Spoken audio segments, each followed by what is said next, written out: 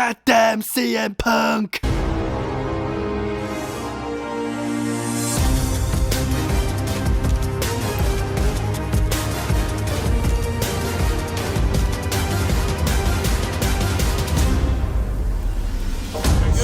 Rollins, and this is Bretto Live on YouTube. What is going on, guys? Bretto Live back with another video today. We have the Week in Review, episode 253. This is where we go over Raw and Smackdown in a WWE action figure setup style. We're starting off with Monday Night Raw. This is the Raw after WrestleMania, baby, so it's going to be a good one. This crowd was hot in Philly. This is our last night in Philadelphia. I can't believe it, bro. Monday Night Raw, Friday Night Smackdown. Let's talk about both shows right now. We have made it into the Triple H era. It is no longer the PG era. It's the Triple H era. It's the Paul Triple H Levesque era, baby. Triple H makes his entrance first here on Monday Night Raw and introduces us to the brand new undisputed WWE Universal Champion, Cody Rhodes, who is technically SmackDown's champion, but here he is on Raw. Who better to open up Raw with than Cody Rhodes, the man that finished the story at WrestleMania 40. Check out both of my WrestleMania 40 review videos. They're on the channel. I'll leave links in the description down below so you guys could check those out. Cody Rhodes had a little video package made for him by WWE, so he got to see basically his entire life and the entire story, if you will,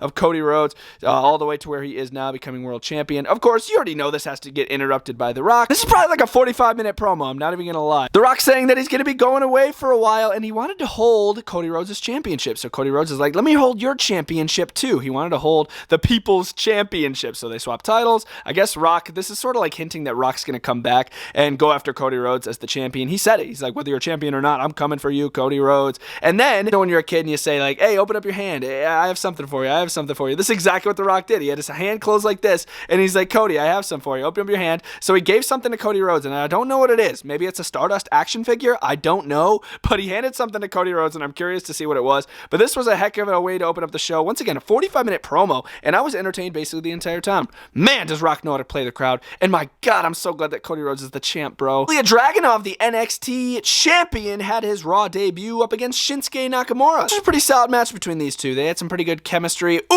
Siege bar, boom! We saw the flying headbutt from Ilya Dragunov. So I got a midair there with the magical piece. He nailed Shinsuke Nakamura. What a cool finishing maneuver. The headbutt right to the face. He's sort of like charging at him. I enjoyed this match. Does this mean Ilya Dragunov's going to be losing the NXT championship soon to come up here on the main roster? I think that could possibly be what it is. How interesting. Damian Priest, the new world heavyweight champion, and one of the two people that retained at WrestleMania, Rhea Ripley, the other being Logan Paul, were out there celebrating with their world championships. I can't believe two members of the Judgment Day are the top champions on Raw. That's absolutely insane.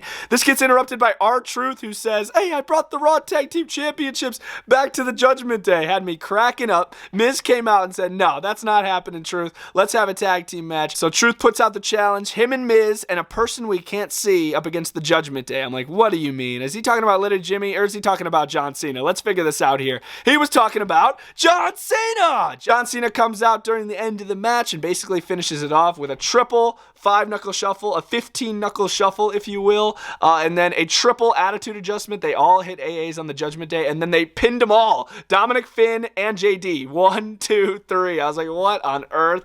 The Judgment Day looking weak here. Oh my God. But hey, how can you contend with the GOAT of all GOATs, John Cena? I really enjoyed this, seeing Cena on Raw. Pretty cool. Cena needs to beat the freaking world champ. He needs to become a 17-time world champion. He really freaking does. He needs to beat Ric Flair's record. He deserves it. This year is the year. Another Monday Night Raw debut here for Roxanne Perez with her new little heel gimmick. She didn't go up against Candice LeRae. She went up against Indy Hartwell, but I don't have an Indy Hartwell figure. She went up against Indy Hartwell one-on-one. She hit the pop rocks on Indy Hartwell to pick up the victory after Candice LeRae tried jumping on the apron and just distracting Roxanne Perez, I guess, or distracting the referee. Candice LeRae just sucks, in my opinion. I am not a fan of her new thing whatsoever. I wasn't a fan of her old thing. I'm just not a fan of Candice LeRae in general. I don't know if that's just me. I'm not a fan. I'm not going to lie. Indy Hartwell gets screwed again, and Indy Hartwell's got to leave Candice, bro, because I like Indy, and she's just getting torn down by Candice LeRae. But hey, Roxanne Perez looked pretty good, our NXT Women's Champion. She looked really good out there. Sami Zayn was celebrating his Intercontinental Championship win, of course, beating the longest reigning Intercontinental Champion of all time, Gunther, at WrestleMania. What a moment that was. Once again, full WrestleMania reviews on the Bretto Live YouTube channel. There's 2 videos, absolute bangers. Check them out. Sami Zayn doesn't get interrupted by Gunther, but he gets interrupted by Imperium, Giovanni Vinci, and Ludwig Kaiser. They look to to do a 2-on-1 attack, and then here comes Chad Gable, the savior of Sami Zayn, if you will. He comes out, turns into a tag team match. Pretty good tag team match in the end. Chad Gable was able to finish it off with a tag from Sami Zayn with the Chaos Theory. 1, 2, 3. They pick up the victory, and then they set up for a match next week. Sami Zayn will be facing Chad Gable in Sami Zayn's hometown for the Intercontinental Championship, and that is going to be a hell of a match, even though Chad Gable's probably going to lose. But could you imagine if he won? That would be absolutely insane. But oh man, it's going to be a great match though. I'm really looking forward to it. It's going to be good. In Montreal, Chelsea Green wanted a match. She was disappointed that she wasn't on the WrestleMania card, so Adam Pearce gave her a match, but not against the person I think she wanted to face, Jade Cargill. She went up against Jade Cargill, and she absolutely got decked. Massive kicks to the face. Jade was able to put her away with her finishing maneuver. I think it's like the Storm something, and it was all over from there. Jade Cargill does it again. Look at this setup, by the way. One boot in the air. Chelsea Green's leaning back. Freaking dope setup. Absolutely love that. Jade looks great. My goodness, I love seeing her in WWE. My God, she's awesome. Drew McIntyre is one of the best talkers in WWE. Literally, he cut a promo before the Fatal 4-Way WWE World Heavyweight Championship #1 contenders match, and he kicked butt. That damn CM Punk. Oh my God, it was so good, bro. He was so mad at CM Punk. He gave his respects to Seth Rollins, as everybody should. Seth Rollins is one of the hardest workers in WWE of all time. My goodness, that dude is such a freaking beast. Anyway, Drew cut this amazing promo talking about how he hates the Money in the Bank briefcase, how he hates CM Punk, and that dang Damian Priest. This promo was so good. If you guys didn't see it, check it out. He gets interrupted by Jey Uso, and we jumped into the Fatal 4-Way where it was Drew McIntyre, Jey Uso, Ricochet, and Bronson Reed. Winner is #1 contender for Damian Priest's World Heavyweight Championship. Probably going to face him at Backlash, I'd assume. It was amazing. We saw Ricochet do a 450 to the outside of the ring to Bronson Reed and send him through the announce desk, and Ricochet ate that freaking front of the announce desk, bro. Like he was a little short of it, and he nailed his gut right into that freaking piece. I was like, oh, Ricochet's going to be feeling that one tomorrow morning. Drew McIntyre in the end was looking for the Claymore kick, and he had the match in the bag. But here comes that damn CM Punk. CM Punk grabs the leg of Drew McIntyre, not allowing him to do the Claymore kick, and then it leads to Jey Uso hitting the spear on Drew McIntyre to pick up the victory and become #1 contender. CM Punk screws Drew McIntyre for the second time. Oh man, dude, Drew is gonna tear CM Punk's head off. After the match, CM Punk popped a little Jey Uso action, which I thought was awesome, so I got him set up over there doing that. Got Jey doing the spear, which looks freaking sick. What a way to end the show. I love Drew McIntyre's new character, bro. That's why you already know I'm repping it. Savior of WrestleMania. He did everything he said he was going to do on the back of the shirt. He did it all. He literally did. But he forgot to add, lose the title in 5 minutes. This Raw was definitely better than last year's Raw after WrestleMania. Last year's Raw after WrestleMania was so lame, and I was there in person, bro. It was not good. But the experience obviously was fire, but the show in a whole was just not good. This one absolutely knocked last year's out of the park. I love the action. I love the crowd. I love the storytelling. That's why I'm going to give this Raw a 4 out of 5, believe it or not. I thought it was a really good Monday Night Raw. Let me know if I'm overreacting down in the comment section down below, and we're going to jump into Smackdown now. Friday Night Smackdown, here we go. We opened up the show with Mr. Cody Rhodes, just like we did on Monday Night Raw, our brand new WWE Undisputed Champion, on the rightful show that he's supposed to be on, SmackDown, because that of course is the SmackDown Championship, the championship that Roman Reigns held. He comes out, hey, the final boss this past Monday, WrestleMania, I'm the champ, you already know. Who's my next challenger? And we're going to find that out by 2 triple threat matches and then one one-on-one match next week, and then we're going to find out Cody Rhodes is #1 contender, probably going to fight him at Backlash if I had to guess. Nobody interrupted him. He had a nice clean slate promo here in the beginning of the show. We had our first of 2 triple threat matches that we'd see tonight. LA Knight versus Santos Escobar versus Bobby Lashley. Triple threat action, of course, you already know.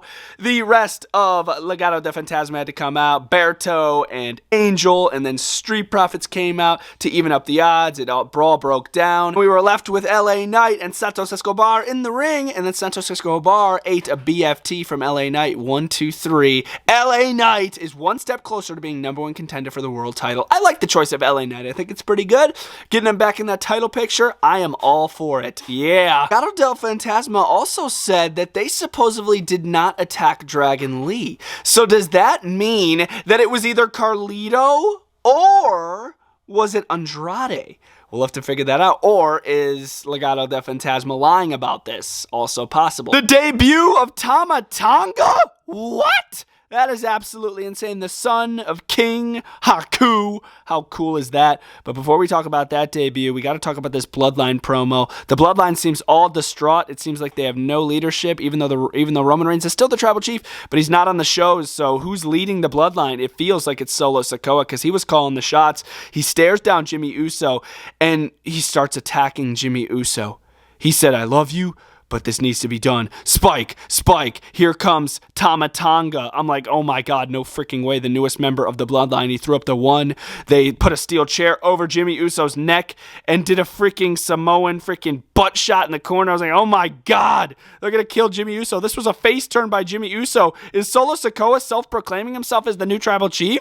He was scaring the crap out of Paul Heyman as Paul Heyman was trying to check on Jimmy Uso in the medical room. I was like, oh, good. Where does the Bloodline go from here? I feel like Solo Sikoa is going to try to hunt down Cody Rhodes. I feel like he wants that championship for himself now that Roman Reigns isn't around. And he has Tama Tonga by his side. Woo! They're going to be unstoppable. Braun Breaker went one-on-one with Cameron Grimes. This match was pretty fast, as you would expect. Braun Breaker hit his very impactful spear to pick up the victory. I feel like Braun Breaker really needs to be an official guy on the roster. I know he is, but like he needs to be like up here on SmackDown in a story, not just these matches here and there, win and leave. Like it's bro. Like stay on SmackDown. Come on. He hits the spear on Cameron Grimes, takes the dub. He looked good. Brand new undisputed champion Bayley got to bask in the glory just like Cody Rhodes at the beginning of the show with her newly won championship, and she wants to know her next challenger. Tiffany Stratton comes out. I was like, whoa, Tiffany Stratton's going to be her first opponent? That is awesome. But then that gets interrupted by Naomi because Bayley promised Naomi to be her first challenger. I was like, ooh, this is cool. So we, in a way, got a number one contenders match. It wasn't like scheduled as a number one contenders match, but it felt like a number one contenders match between Naomi and Tiffany Stratton one-on-one. We did see Naomi pick up the victory. I was very shocked by this. She hit a pinning combination,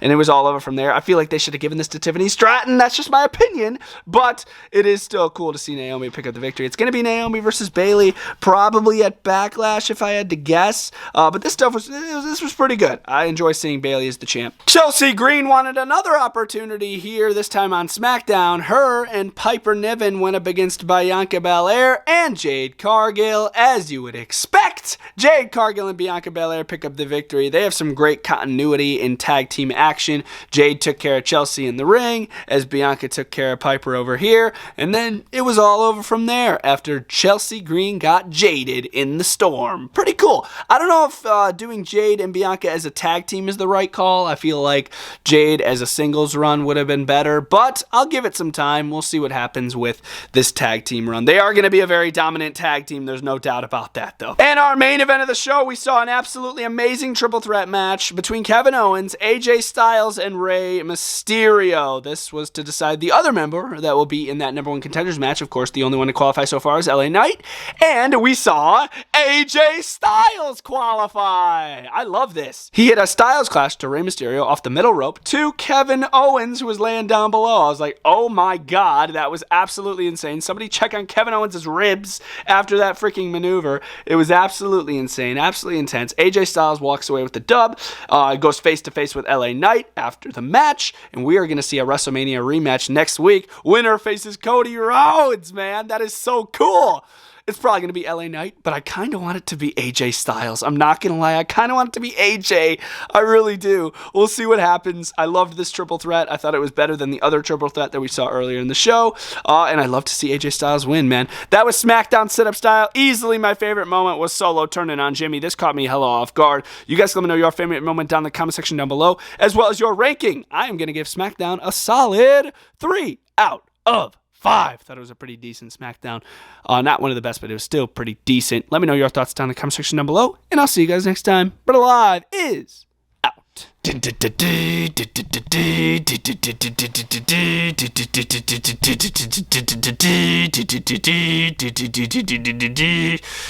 you believe yours is the only way, and now we'll